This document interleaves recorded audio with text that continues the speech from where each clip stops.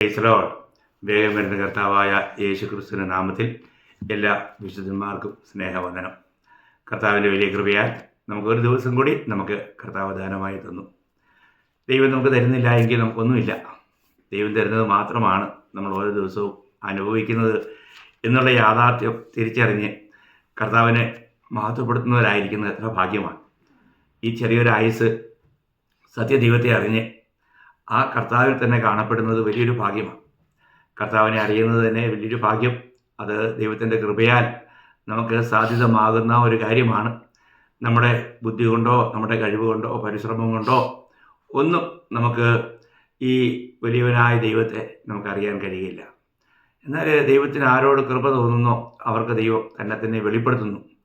അപ്പം പിതാവ് വെളിപ്പെടുത്തി തരാതെ പുത്രനെയോ പുത്രനും വെളിപ്പെടുത്തി തരാതെ പിതാവിനെയോ നമുക്കറിയാൻ കഴിയില്ല. ഇതൊരു വലിയ പരമസത്യമാണ്. അപ്പോൾ നമ്മളിപ്പോൾ കണ്ടുകൊണ്ടിരിക്കുന്നത് ത്രിയേക ദൈവം എന്നുള്ള വിഷയം. അത് ഞാൻ പറഞ്ഞല്ലോ, അപരിമേയനായ ആ ദൈവത്തെ പരിമിതനായ ഒരു മനുഷ്യന് മനസ്സിലാക്കുക എന്നുള്ളത് വളരെ ബുദ്ധിമുട്ടുള്ള കാര്യം തന്നെയാണ്. വളരെ ചെറിയൊരു ഭാഗം മാത്രം ദൈവം വെളിപ്പെടുത്തി തരുന്ന ആ സത്യം മാത്രമേ നമുക്ക് ഗ്രഹിക്കുവാനായിട്ട് കഴിയുകയുള്ളൂ. അപ്പോൾ അതുകൊണ്ട് എന്നാൽ ഇന്ന് ലോകത്ത് ഇങ്ങനെയുള്ള ഈ വിഷയങ്ങളിൽ അനേക ഉപദേശങ്ങളുണ്ട്. അതിൽ ഏറ്റവും വളരെ മനുഷ്യനെ വഞ്ചിക്കുന്ന ചതിക്കുന്ന ചില ഉപദേശങ്ങളിൽ പെട്ട കാര്യങ്ങളാണ് നമ്മളിപ്പോൾ ചിന്തിച്ചുകൊണ്ടിരുന്നത്. അതിൽ ഞാനൊരു കാര്യം നിങ്ങളെ ഓർപ്പിച്ചത് യഹോവ സാക്ഷികൾ, യഹോവ വിറ്റ്നസ് എന്ന് പറയുന്ന ആ ഒരു കൾട്ട് ഗ്രൂപ്പ്, അവരെക്കുറിച്ചാണ് ഞാൻ ആദ്യം നിങ്ങളോട് പറഞ്ഞത്. അവർ ത്രിയേക ദൈവ നിഷേധികളാണ്. അപ്പോൾ അവർ കുത്തിവയ്ക്കുന്നത് വളരെ എന്ന് പറഞ്ഞാൽ ജനങ്ങൾക്ക് സത്യദൈവത്തിൽ നിന്ന് അകന്നു പോകത്തക്ക നിലയിലുള്ള ഉപദേശങ്ങളാണ്. മാത്രമല്ല അവർ ക്രിസ്തുവിൻ്റെ ദൈവത്വത്തെ നിഷേധിക്കുന്നു എന്ന് മാത്രമല്ല അവർ നരകമില്ല എന്നുമൊക്കെ പഠിപ്പിക്കുന്നതായിട്ട് നമ്മൾ കഴിഞ്ഞ ദിവസം ഇന്നലെ നമ്മൾ കാണുകയുണ്ടായി. ഞാൻ വീണ്ടും തിരിച്ച് അങ്ങോട്ട് പോകുന്നില്ല. അതുപോലെ തന്നെ ഒരു ദുരുപദേശ ഗ്രൂപ്പാണ് യേശുനാമക്കാർ. അപ്പോൾ യേശുനാമക്കാർ എന്ന് പറയുന്ന ഈ വിഭാഗക്കാരും വളരെയധികം സത്യദൈവത്തിൽ നിന്ന് നമ്മളെ അകറ്റുന്ന ഒരു ഗ്രൂപ്പാണ്. അത് നമ്മൾ എത്രമാത്രം സൂക്ഷിക്കണം. അപ്പോൾ അവരെക്കുറിച്ചുള്ള ചില കാര്യങ്ങൾ നമ്മൾ ഇന്നലെ കാണുകയായിരുന്നു. നിങ്ങൾക്ക് ഓർമ്മയുണ്ടാവും, അവരും പഠിപ്പിക്കുന്നത് യഹോവ വിറ്റ്നസ്സുകാർ പഠിപ്പിക്കുന്ന പോലെ തന്നെ അവർ ത്രിത്വ നിഷേധികളാണ്. അവർ യേശു ക്രിസ്തു മാത്രമാണ്, പിതാവിനെ അവർ അംഗീകരിക്കുന്നില്ല, പരിശുദ്ധാത്മാവിനെ അംഗീകരിക്കുന്നില്ല. അതൊക്കെ വെറും ഒരു ശക്തിയായിട്ട് മാത്രം യഹോവ വിറ്റ്നസ്സുകാർ പറയുന്നത് പോലെയുള്ള ഒരു ശക്തി എന്നുള്ള നിലയിൽ മാത്രമാണ് അവർ പഠിപ്പിക്കുന്നത്. അപ്പോൾ ആ രീതിയിൽ അങ്ങനെ പഠിപ്പിക്കുമ്പോൾ ഒരു വലിയൊരു യാഥാർത്ഥ്യം നമ്മൾ മനസ്സിലാക്കേണ്ടത്, അവർ കർത്താവിൻ്റെ ഉപദേശങ്ങളോട് മറുതലിക്കുന്നവരായി മാറുകയാണ്. കാരണം കർത്താവ് തന്നെയാണ് ത്രിത്വ ഉപദേശത്തിൽ ശക്തമായ രീതിയിൽ പറഞ്ഞിരിക്കുന്നത്. പിന്നെ ശിഷ്യന്മാർ പഠിപ്പിച്ചു. അത് നമ്മൾ കുറേ കാര്യങ്ങൾ കാണുകയുണ്ടായി. അപ്പോൾ പിതാവ് എന്നെ അയച്ചു എന്ന് കർത്താവ് എത്രയോ പ്രാവശ്യം പറയുന്നുണ്ട്. മാത്രമല്ല എന്നെ അയച്ച പിതാവ്, ഞാൻ എൻ്റെ ഇഷ്ടമല്ല, എന്നെ അയച്ച പിതാവിൻ്റെ ഇഷ്ടം ചെയ്യുവാൻ ആഗ്രഹിക്കുന്നു. അപ്പോൾ പിതാവ് തന്നെ അയച്ചു. അപ്പോൾ അയക്കുന്നവൻ പിതാവാണ്, അയക്കപ്പെട്ടത് പുത്രനാണ്. അപ്പോൾ ഈ കാര്യങ്ങൾ വളരെ വ്യക്തമായിട്ട് നമുക്കറിയാം. മാത്രമല്ല പരിശുദ്ധാത്മാവെന്ന കാര്യസ്ഥനെക്കുറിച്ചും കർത്താവ് പഠിപ്പിക്കുകയുണ്ടായി. അപ്പോൾ പിതാവിനെക്കുറിച്ചും പരിശുദ്ധാത്മാവിനെക്കുറിച്ചും തന്നെക്കുറിച്ച് തന്നെ തൻ്റെ പ്രവൃത്തികൾ ദൈവത്തിന് മാത്രം ചെയ്യുവാൻ കഴിയുന്നതാണ്. അതുകൊണ്ട് ആ പ്രവൃത്തികളിൽ വിശ്വസിപ്പാൻ പോലും കർത്താവ് പറഞ്ഞു. അപ്പോൾ താൻ യഥാർത്ഥ ദൈവപുത്രനാണെന്ന് പറഞ്ഞപ്പോൾ യഹൂദന്മാർ അവരെ ദൈവത്തോട് സമനാക്കിയെന്ന് പറഞ്ഞുകൊണ്ട് കല്ലെറിയാൻ ശ്രമിക്കുകയായിരുന്നു. നമ്മൾ ചിന്തിക്കണം. അപ്പോൾ അവർക്ക് ആ ഭാഷയുടെ രീതി അവർക്ക് ഉടനെ മനസ്സിലാവും. അതുകൊണ്ടാണ് അവർ യേശു ക്രിസ്തു താൻ മനുഷ്യനായിരിക്കെ താൻ ദൈവമാക്കി എന്ന് പറഞ്ഞുകൊണ്ട് കർത്താവിനെതിരെ തിരിയാനായിട്ട് ഇടയായത്. അപ്പോൾ യേശുനാമക്കാരുടെ പഠിപ്പിക്കലുകളിൽ രണ്ട് കാര്യം കൂടെ പറയാനായിട്ട് ശേഷിച്ചിരുന്നു. സമയത്തിൻ്റെ കുറവ് കൊണ്ട് പറയാൻ കഴിഞ്ഞില്ല. അപ്പോൾ അവർ പഠിപ്പിച്ചത്, ഞാൻ പറഞ്ഞല്ലോ, ത്രിയേക ദൈവത്തിൽ അവർ നിഷേധിക്കുന്നത് മാത്രമല്ല, പിന്നെ പുത്രനെ മാത്രമാണ് ആരാധിക്കേണ്ടത് എന്ന് അവർ പഠിപ്പിക്കുന്നു. എന്നാൽ നമ്മൾ സ്വർഗത്തിൽ പിതാവിനെ ആരാധിക്കുന്നതായിട്ട് നമ്മൾ ഇന്നലെ കാണുകയുണ്ടായി. എന്നാൽ മറ്റൊരു കാര്യം, മൂന്നാമത്തെ ഒരു കാര്യം അവർ പഠിപ്പിക്കുന്നത് പുതുജനനം അല്ലെ വീണ്ടും ജനനം എന്നുള്ളത് സ്നാനത്താലാണെന്ന് അവർ പഠിപ്പിക്കുന്നത്. സ്നാനമാണ് വീണ്ടും ജനനം. ഞാൻ അനേക അങ്ങനെയുള്ള ആൾക്കാരുമായിട്ട് സംസാരിക്കുമ്പോഴൊക്കെ അവരിലെ ദൈവത്തിൻ്റെ ആത്മാവിലുള്ള വീണ്ടും ജനനം നടക്കായകയാൽ അവർക്ക് ഈ ആത്മീയ സത്യങ്ങൾ മനസ്സിലാകുന്നില്ല എന്നുള്ള ഒരു സത്യമാണ്. പ്രിയമുള്ളവരെ, ഇത് ദൈവത്തിൻ്റെ വചനം നമുക്കൊരിക്കലും അത് ബുദ്ധിയിൽ ഗ്രഹിക്കാൻ കഴിയുന്നൊരു കാര്യമല്ല. ചില കാര്യങ്ങളൊക്കെ ഒരു പരിധിവരെയൊക്കെ നമുക്ക് മനസ്സിലായെന്ന് വന്നേക്കാം, എങ്കിൽ തന്നെയും അതിൻ്റെ ശരിയായ അർത്ഥത്തിൽ ഗ്രഹിക്കുവാൻ അത് കഴിയില്ല. അപ്പോൾ കർത്താവ് യോഹന്നാന്റെ സുവിശേഷം 3-ാം അധ്യായം 5-ാം വാക്യത്തിൽ നിക്കോദെമോസിനോട് പറയുമ്പോഴത്തേക്കും കർത്താവ് പറഞ്ഞില്ലേ, സ്വർഗ്ഗരാജ്യത്തിൽ പോകാനായിട്ട് 3-ന്റെ-5-ാം വാക്യം, ആമേൻ ആമേൻ ഞാൻ നിന്നോട് പറയുന്നു, വെള്ളത്താലും ആത്മാവിനാലും ജനിച്ചില്ല എങ്കിൽ ദൈവരാജ്യത്തിൽ കടപ്പാൻ ആർക്കും കഴിയുകയില്ല. അപ്പോൾ ഇവിടെ വെള്ളത്താലും ആത്മാവിനാലും എന്നുള്ള ആ പ്രയോഗം കൊണ്ടാണ് ഈ വെള്ളം എന്ന് കേൾക്കുമ്പോൾ പലർക്കും ഉടനെ തന്നെ സ്നാനമാണ്. അത് പൊതുവേ ഉള്ള ഒരു ആൾക്കാരുടെ ഒരു അഭിപ്രായമാണ്.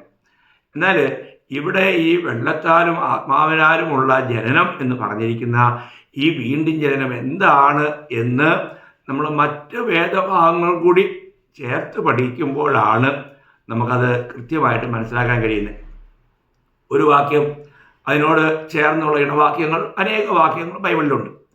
അപ്പോൾ യഥാർത്ഥത്തിൽ വീണ്ടും ജനനം എന്താണ് എന്നുള്ളത് നമ്മൾ വചനാനുസരണം തിരിച്ചറിയണം. അത് സ്നാനപ്പെടുന്നതാണോ? സ്നാനം ആർക്കാണ്? കർത്താവ് പറഞ്ഞത്, കൽപ്പന കൊടുത്തത് ഗ്രേറ്റ് കമ്മീഷൻ, നിങ്ങൾ ശിഷ്യരാക്കി അവർക്ക് പിതാവിൻ്റെയും പുത്രൻ്റെയും പരിശുദ്ധാത്മാവിൻ്റെ നാമത്തിൽ സ്നാനം കൊടുക്കാനാണ്. നമ്മുടെ മലയാള പരിഭാഷ സ്വല്പം വിഭിന്നമായ നിലയിലാണ്. എന്നാൽ ആക്ച്വലി അവിടെയും പറഞ്ഞിരിക്കുന്നത് ആദ്യം ശിഷ്യരാക്കാനാണ്, അതിനുശേഷം അവർക്ക് സ്നാനം കൊടുക്കാനാണ് പറഞ്ഞത്.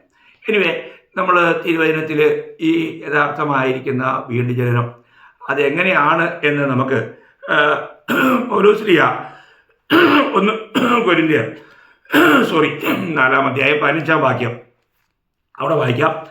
നിങ്ങൾക്ക് ക്രിസ്തുവിൽ 10,000 ഗുരുക്കന്മാർ ഉണ്ടെങ്കിലും പിതാക്കന്മാർ ഏറെയില്ല.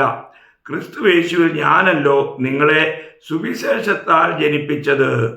നോക്കുക, ഇവിടെ പൗലോസ്ലീഹ പറയുന്നത് ഞാൻ നിങ്ങളെ സുവിശേഷത്താൽ വീണ്ടും ജനിപ്പിച്ചു എന്നാണ്. സുവിശേഷം എന്ന് പറയുമ്പോൾ കർത്താവായ യേശു ക്രിസ്തുവിനെ കുറിച്ചുള്ള ദൈവത്തിൻ്റെ വചനം.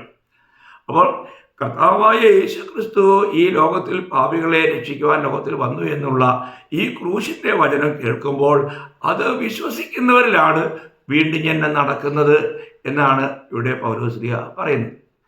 അപ്പോൾ അവിടെ സുവിശേഷത്താൽ, അത് നിങ്ങൾ പ്രത്യേകം ശ്രദ്ധിക്കാം, സുവിശേഷത്താൽ ജനിപ്പിച്ചു, ഞാനല്ലോ നിങ്ങളെ സുവിശേഷത്താൽ ജനിപ്പിച്ചത്. അപ്പോൾ സ്നാനത്താലാണോ ജനിക്കുന്നത്? അല്ല. അങ്ങനെ വെള്ളത്തിൽ മുങ്ങിയാൽ മതിയായിരുന്നെങ്കിൽ നമുക്ക് ആൾക്കാരെ എല്ലാം പിടിച്ചങ്ങ് മുക്കി ഇനി സ്വർഗത്തിൽ പോകുമെന്ന് പറഞ്ഞുകൊണ്ട് അത് വാസ്തുവിൽ എന്തൊരു കൊടും വഞ്ചനയല്ലേ. ഇന്നങ്ങനെ പഠിപ്പിക്കുന്നവരുണ്ട്. അങ്ങനെയുള്ള അനേക പെന്തക്കോസ്ത് സമൂഹങ്ങൾ തന്നെയുണ്ട്. അവർ കൂടുതലും ഇമ്പോർട്ടൻസ് കൊടുക്കുന്നത് സ്നാനത്തിലാണ്. സ്നാനപ്പെടേണ്ട എന്നല്ല ഞാൻ പറയുന്നത്, എന്നാൽ സ്നാനമല്ല പ്രാധാന്യം, വീണ്ടും ജനനമാണ് പ്രാധാന്യം. നമ്മൾ വീണ്ടും ജനിക്കുമ്പോൾ പാപസംബന്ധമായി മരിച്ച് ദൈവാത്മാവിൽ വീണ്ടും ജനിച്ച് നമ്മൾ കർത്താവായ യേശുക്രിസ്തുവിൻ്റെ ശരീരത്തോട് ചേർക്കപ്പെടുമ്പോൾ ആ ചേർക്കപ്പെടുന്നത് പോലും ആത്മസ്നാനത്തല്ല. അത് വീണ്ടും ജനിക്കുന്ന ഓരോ വ്യക്തിയെയും കർത്താവ് തൻ്റെ ശരീരത്തോട് ചേർക്കുന്ന കർത്താവ് ചെയ്യുന്ന പ്രവൃത്തിയാണ്. അപ്പോൾ ഒരു കാര്യം ഇവിടെ വ്യക്തമാണ്, പൗലോസ്ലീഹ പറയുന്നത് സുവിശേഷത്താൽ വീണ്ടും ജനിപ്പിച്ചു എന്നാണ്. സുവിശേഷത്താൽ. ഇനി ഇതിനെക്കുറിച്ച് യാക്കോബ് പറയുന്നത് നമുക്കൊന്ന് ശ്രദ്ധിക്കാം. നമ്മൾ യാക്കോബിൻ്റെ ലേഖനം 1-ാം അധ്യായം അതിൻ്റെ 18-ാം വാക്യം, നാം അവൻ്റെ സൃഷ്ടികളിൽ ഒരുവിധം ആദ്യ ഫലമാകേണ്ടതിന് അവൻ തൻ്റെ ഇഷ്ടം ഹേതുവായി സത്യത്തിൻ്റെ വചനത്താൽ നമ്മെ ജനിപ്പിച്ചിരിക്കുന്നു. നോക്കുക, ഇവിടെ എന്താണ് പറയുന്നത്? സത്യത്തിൻ്റെ വചനത്താൽ. അപ്പോൾ നമ്മൾ വീണ്ടും ജനിക്കുന്നത് ദൈവവചനത്താലാണെന്നാണ് ഇവിടെ യാക്കോബ് പറയുന്നത്. ശ്രദ്ധിക്കണേ ദൈവമക്കളെ, നമ്മൾ വഞ്ചിക്കപ്പെടരുത്. ഇന്നും പലരും, ഞാൻ പല വിശ്വാസികളോടും ഈവൻ ചില പാസ്റ്റർമാരെന്ന് പറയുന്നവരോട് പോലും ചോദിക്കുമ്പോൾ നിങ്ങൾ രക്ഷിക്കപ്പെട്ടതാണോ എന്ന് ചോദിച്ചാൽ അവരുടെ ഉത്തരം ഞാൻ സ്നാനപ്പെട്ടതാണ് എന്നാണ്. പ്രിയമുള്ളവരെ, രക്ഷയും സ്നാനവും രണ്ടും രണ്ട് കാര്യങ്ങളാണ്. ഇതിനെ നമ്മൾ തികച്ചും വ്യക്തമായി മനസ്സിലാക്കിയില്ലെങ്കിൽ ആ വ്യക്തികൾ വഞ്ചിക്കപ്പെടുകയാണ്. കാരണം രക്ഷിക്കപ്പെട്ടവർക്ക് കൊടുക്കേണ്ട കാര്യമാണ് സ്നാനം. അങ്ങനെ അല്ല സ്നാനപ്പെട്ട് ഞാൻ സ്വർഗത്തിൽ പോകുമെന്ന് പ്രതീക്ഷിച്ചിരിക്കുന്ന വ്യക്തികൾക്ക് ഒന്ന് അവർക്ക് ആത്മീയമായിട്ട് വളരാനോ ദൈവവുമായിട്ട് എന്തെങ്കിലും ഒരു ബന്ധത്തിലായിരിക്കാനോ കഴിയുന്നില്ല. അപ്പോൾ ഇവിടെ പൗലോസ് പറഞ്ഞു സുവിശേഷത്താൽ വീണ്ടും ജനിപ്പിച്ചു. ഇവിടെ യാക്കോബ് പറയുന്നു ദൈവത്തിൻ്റെ വചനത്താൽ. അപ്പോൾ ഇവിടെ വചനത്താലാണ്, സത്യത്തിൻ്റെ വചനത്താൽ നമ്മെ ജനിപ്പിച്ചിരിക്കുന്നു. അപ്പോൾ ദൈവത്തിൻ്റെ വചനം കേൾക്കുമ്പോൾ ഈ വചനത്തിലുള്ള വിശ്വാസമാണ്. കാരണം കർത്താവ് തന്നെ യോഹന്നാൻ 6:63 പറഞ്ഞില്ലേ, ഞാൻ നിങ്ങളോട് സംസാരിച്ച വചനം ആത്മാവും ജീവനുമാകുന്നു. അപ്പം ആത്മാവും ജീവനുമാകുന്ന ഈ ദൈവത്തിൻ്റെ വചനം ഒരു വ്യക്തി വിശ്വസിച്ച് ആ വിശ്വാസത്തെ അവൻ്റെ അധരങ്ങളിലൂടെ ഘോഷിക്കുമ്പോൾ അവൻ യഥാർത്ഥമായും ആത്മാവിൽ വീണ്ടും ജനിച്ച ഒരു വ്യക്തിയായി മാറുകയാണ്. ഇനി ഇതിനെക്കുറിച്ച് പത്രോസ് അപ്പോസ്തലൻ പറഞ്ഞിരിക്കുന്നത് നമുക്കൊന്ന് ശ്രദ്ധിക്കാം. 1 പത്രോസ് 1-ാം അധ്യായം അതിൻ്റെ 23-ാം വാക്യം ഞാൻ വായിക്കാം. കെടുന്ന ബീജത്താലല്ല, കെടാത്തതിനാൽ ജീവനുള്ളതും നിലനിൽക്കുന്നതുമായ ദൈവവചനത്താൽ തന്നെ നിങ്ങൾ വീണ്ടും ജനിച്ചിരിക്കുന്നു. നോക്കുക ഇവിടെ ഇനിയും സംശയത്തിന് ലവലേശം ഇടം കൊടുക്കാതെ ഇവിടെ പത്രോസ് അസന്നിഗ്ധമായിട്ട് പ്രസ്താവിച്ചിരിക്കുകയാണ്. എങ്ങനെയാണ്? കെടുന്ന ബീജത്താലല്ല, നശിച്ചു പോകുന്ന ഏതെങ്കിലും ഒരു വിത്തല്ല ഇത്. ദൈവവചനത്തിൻ്റെ മഹാത്മ്യം മനസ്സിലാക്കണം. ദൈവവചനം ഒരിക്കലും നശിക്കാത്തത്, ഒരിക്കലും മാറാത്തത്, അതിനൊരു മാറ്റം വരില്ല പ്രിയമുള്ളവരെ.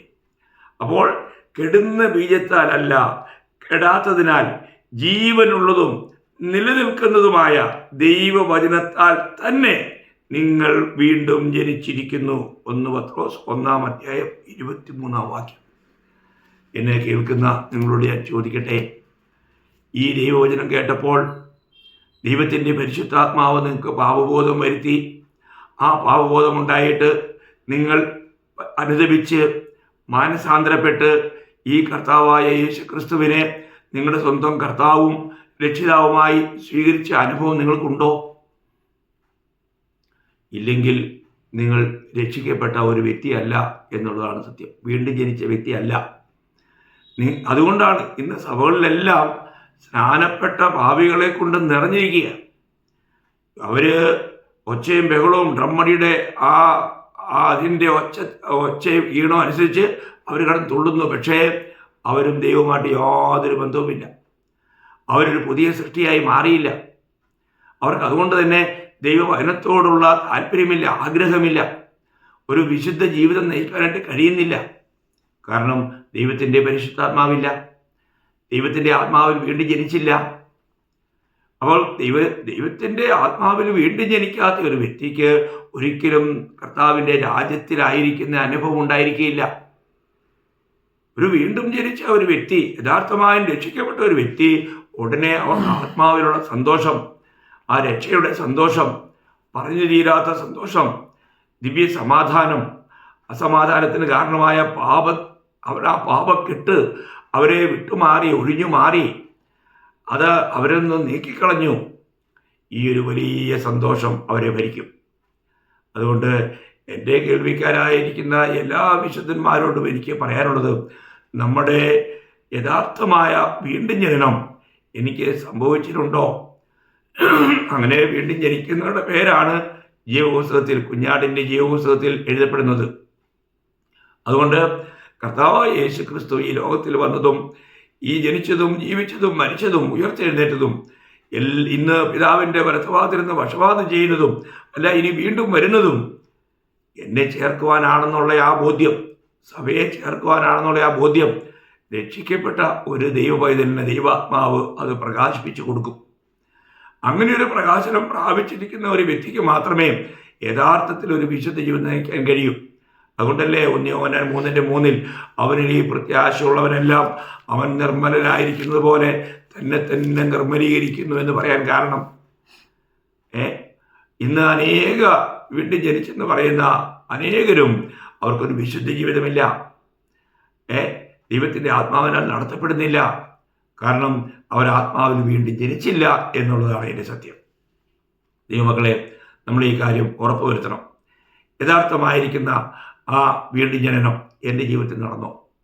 ഞാൻ ക്രിസ്തുവിലായപ്പോൾ ഒരു പുതിയ സൃഷ്ടിയായി തീർന്നോ? ഈ കാര്യം വളരെ വ്യക്തമായും നമ്മൾ അറിയേണ്ടത് അത്യാവശ്യമാണ്. അപ്പോൾ പൗലോസ്ലീഹ പറഞ്ഞു, അത് സുവിശേഷത്താലാണ് വീണ്ടും ജനനം. യാക്കോബ് പറഞ്ഞു, അത് ദൈവവചനത്താലാണ് വീണ്ടും ജനനം. പത്രോസ് പറഞ്ഞു, അത് കെടാത്ത ബീജമാകുന്ന വചനത്താൽ തന്നെയാണ് വീണ്ടും ജനനം. ഇനി എന്തെങ്കിലും സംശയിക്കണോ? അപ്പോൾ കർത്താവ് വീണ്ടും ജനനത്തെക്കുറിച്ച് പറഞ്ഞത് ദൈവവചനം കേട്ട് അത് വിശ്വസിച്ച് അത് സ്വീകരിക്കുന്ന ഒരു വ്യക്തിയിൽ നടക്കുന്ന സംഭവമായിട്ടാണ്. അത് നിങ്ങൾക്ക് ക്ലിയറായി എന്ന് ഞാൻ വിശ്വസിക്കുന്നു. അപ്പോൾ പിന്നീട് യേശു നാമക്കാർ പറയുന്ന മറ്റൊരു വലിയ ഒരു ദുരുപദേശം, സ്നാനം യേശുവിൻ്റെ നാമത്തിൽ മാത്രമെന്നാണ് അവർ പഠിപ്പിക്കുന്നത്. സ്നാനം അപ്പം ആർക്കാണ് സ്നാനം? രക്ഷിക്കപ്പെട്ടവർക്ക്, അല്ലെങ്കിൽ പാപസംബന്ധമായി മരിച്ചവർക്ക്.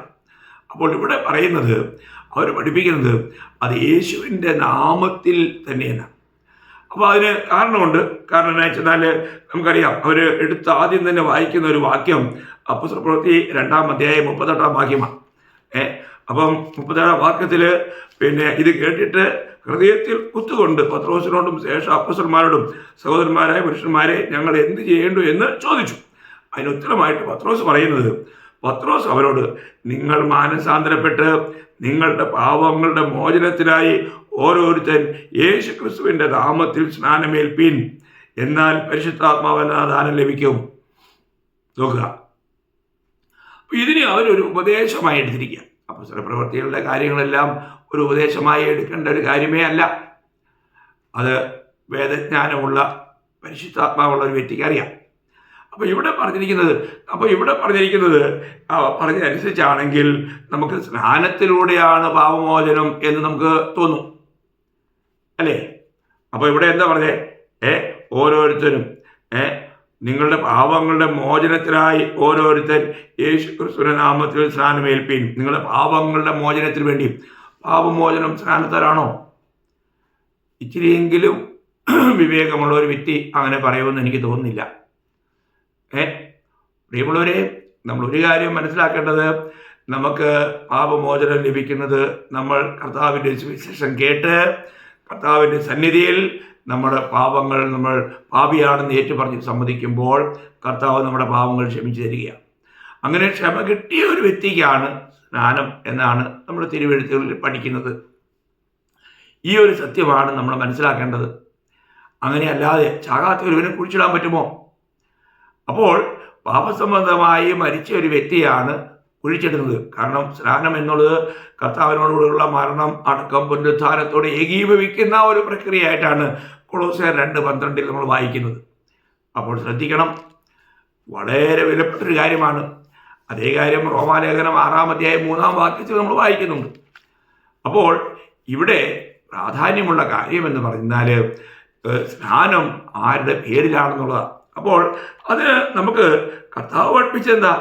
കർത്താവ് പഠിപ്പിച്ചത്, കർത്താവിൻ്റെ അന്ത്യകൽപ്പന എന്ന് പറയുന്ന മത്തായി 28-18 മുതൽ 20 വരെയുള്ള വാക്യങ്ങളിൽ കർത്താവ് പറയുന്നത്, യേശു അടുത്തിയെന്ന് സ്വർഗത്തിലും ഭൂമിയിലും സകല അധികാരവും എനിക്ക് നൽകപ്പെട്ടിരിക്കുന്നു. ആകയാൽ നിങ്ങൾ പുറപ്പെട്ട് പിതാവിൻ്റെയും പുത്രൻ്റെയും പരിശുദ്ധാത്മാവിൻ്റെയും നാമത്തിൽ സ്നാനം കഴിപ്പിച്ചും.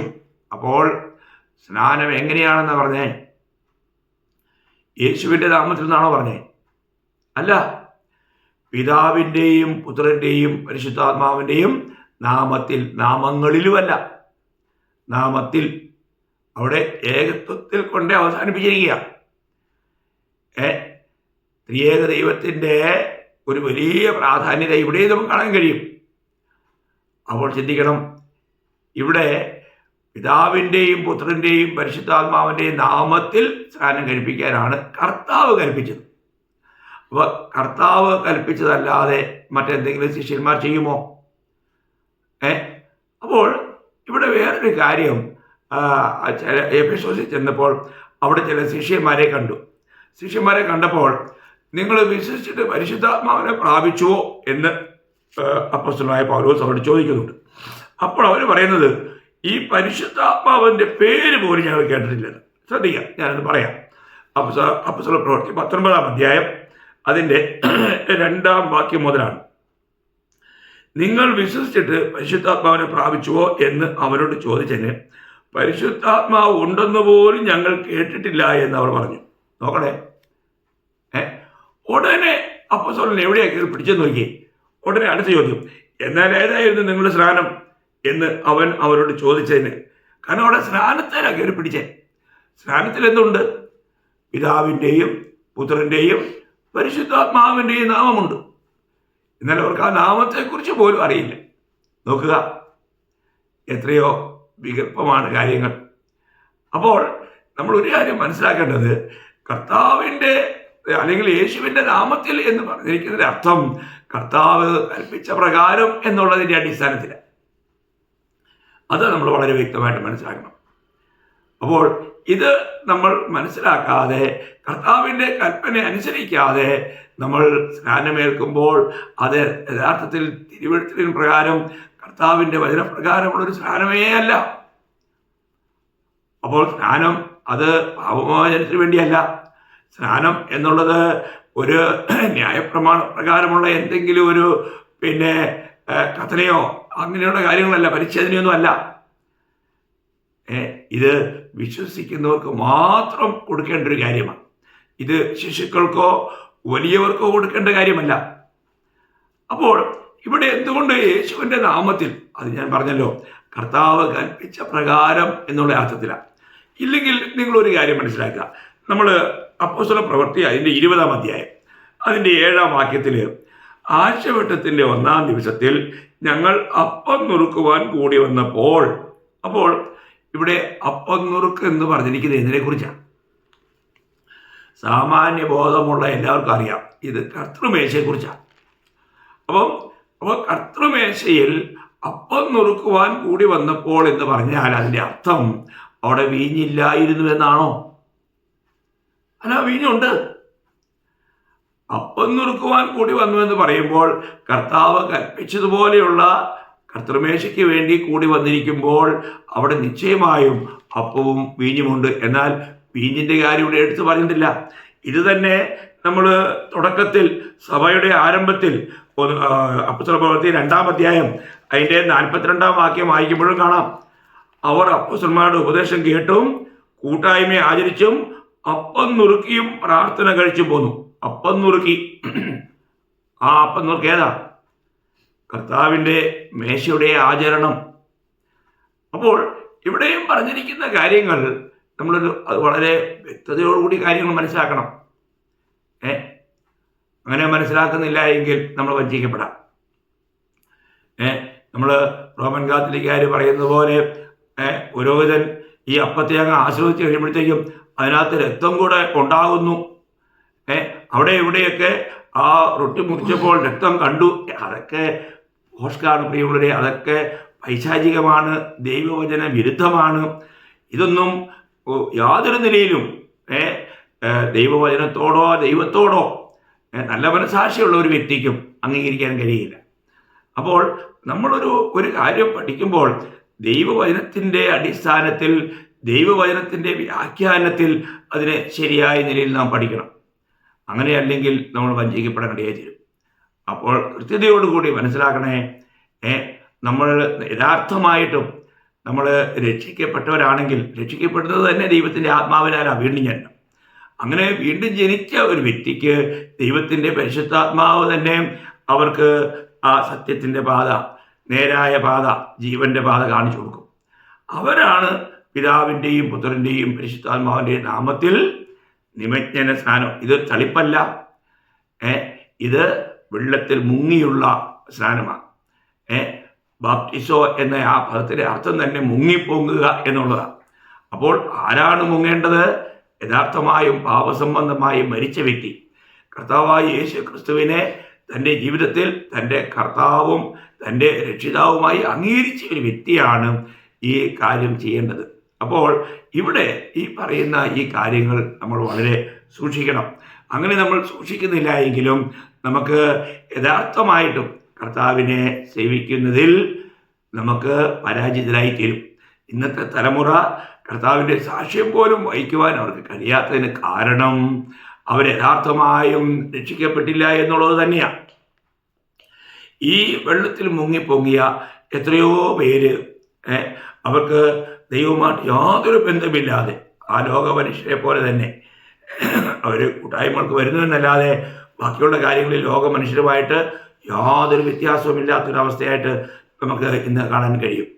അതുകൊണ്ട് സഭകളിൽ പോലും ഈ കാര്യങ്ങൾ വളരെ ശക്തമായിട്ട് കൃത്യത കൂടി പഠിപ്പിക്കണം. ഇല്ലെങ്കിൽ തലമുറ നഷ്ടമാകും. അതുകൊണ്ട് ഓർപ്പിക്കട്ടെ, ഇവിടെ നമ്മൾ യേശുനാമക്കാർ എന്ന് പറയുന്ന അവരുടെ പഠിപ്പിക്കലിനെ കുറിച്ചാണ് ഇവിടെ ഇപ്പോൾ നമ്മൾ ചിന്തിക്കുവാനായിട്ട് ഇടയായത്.